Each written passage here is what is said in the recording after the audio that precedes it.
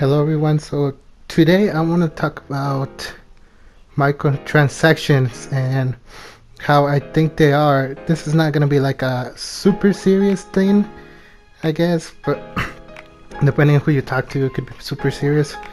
So we all know what microtransactions are. They're basically you trying to give extra money to the developers for small stuff. I don't have problems with microtransactions actually. The, when they're done well, that is. But when they're done wrong, that's when I have a problem with them. So people say that microtransactions are ruining the game industry. I don't believe they are. I think the people who buy the microtransactions are. But there's a difference between buying something and absolutely just getting way too into it. For example, talk to a normal person and they go, "Oh, I bought this skin because it's a limited time and I really like it, so I just bought the skin." And then you talk to somebody else who spent so much time and so much money on these microtransactions and they have like no idea why. Loot boxes are a great example of this. People spend hundreds of dollars just to get one item that they really like.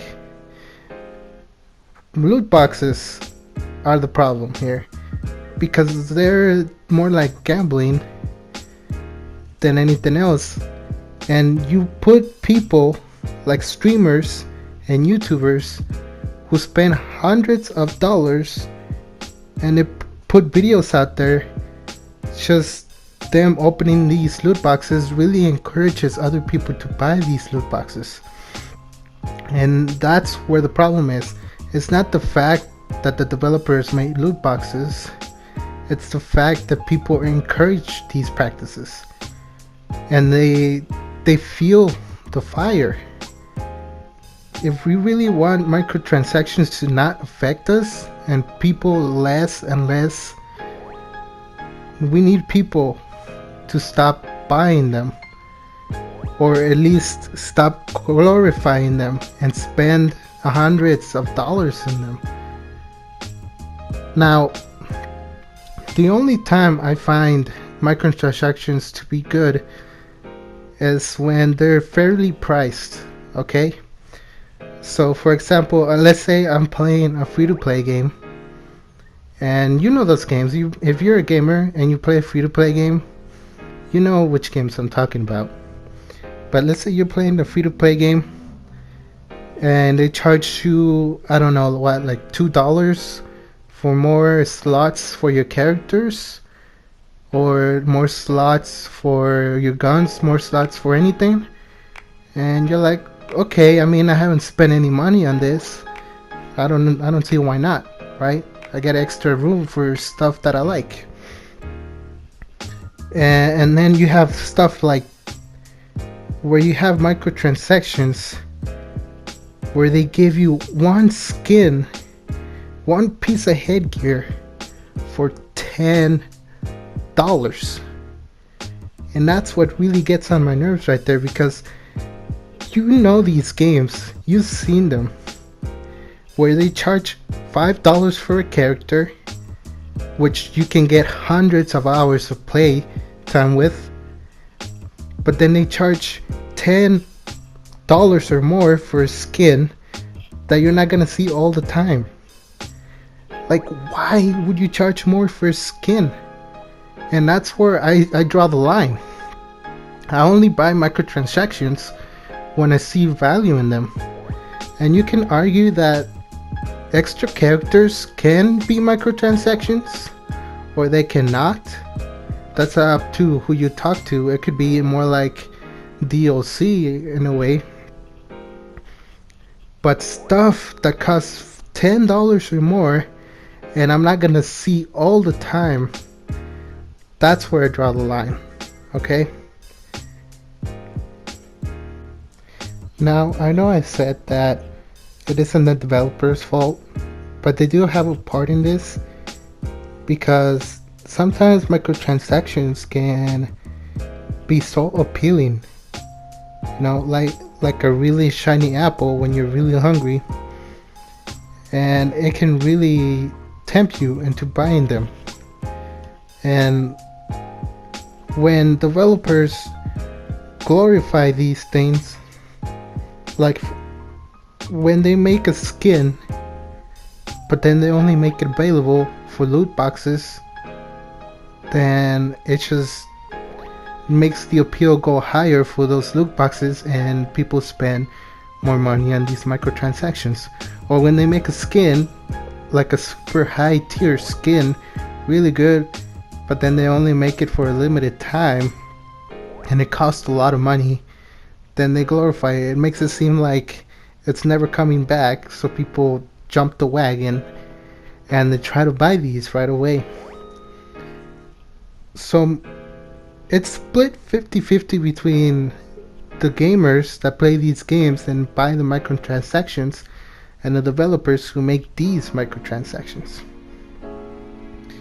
But there's a fine line where developers make microtransactions appealing, or when they make microtransactions absolutely necessary after a while.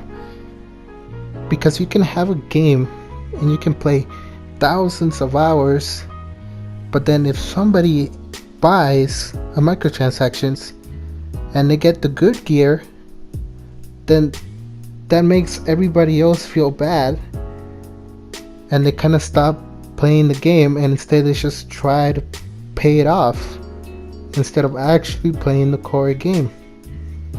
And that's another way that microtransactions can be done poorly, when they affect the actual game. The microtransactions are okay if they don't affect the actual game.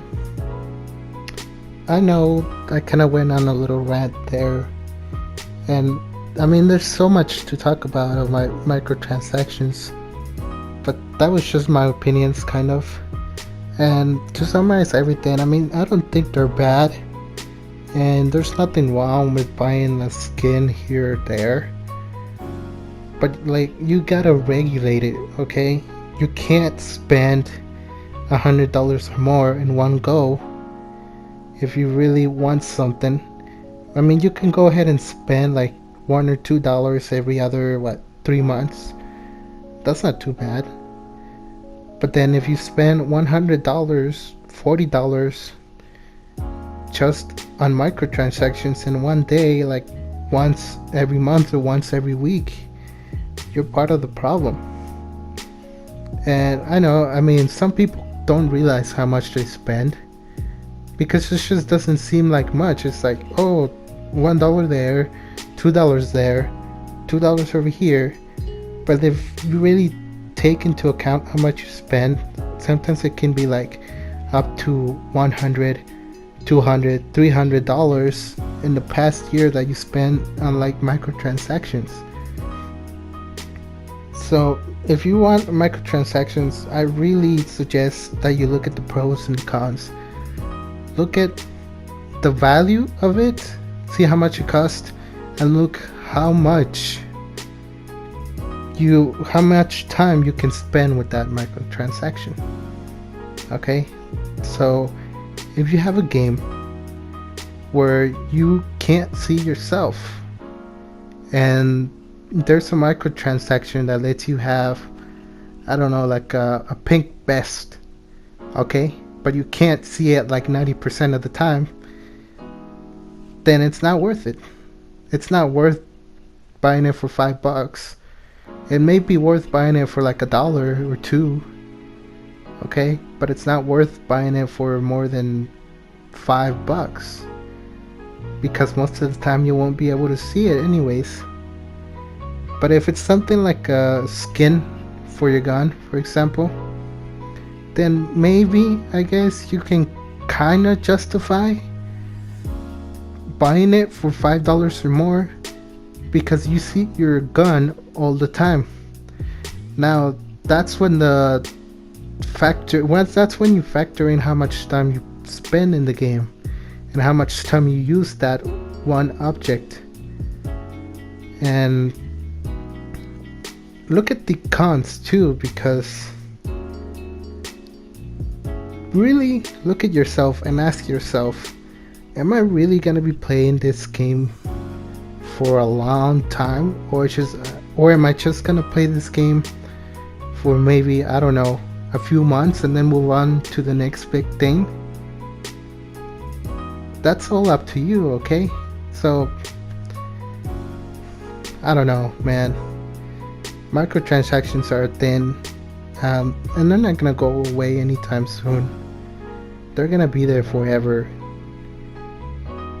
Even if people ban them, they're still gonna sneak their way into a game somehow, and people are gonna defend it. Some people are gonna hate it. But look at both sides. Look at the people that hate them, and look at the people that try to justify them, and make your own opinions off of them. So anyways, sorry about that kind of ranting video. It wasn't really like structured well. It's because I don't write scripts for these kinds of things. I just kind of go what's on my head, and if you don't like it, I mean, it's fine, you can downvote or whatever. But if you like it, please press the thumbs up, subscribe if you want to, and I will be making that Athena playthrough later on. That's what I'm gonna do after finishing this video. But a quick announcement here is that Thanksgiving is coming up, so I'll be gone for a week. I won't be able to post any videos, so some of my videos are gonna go on hiatus, and that's pretty much all I wanted to say. I hope you guys enjoyed the video, and I'll see you guys on another one. Peace.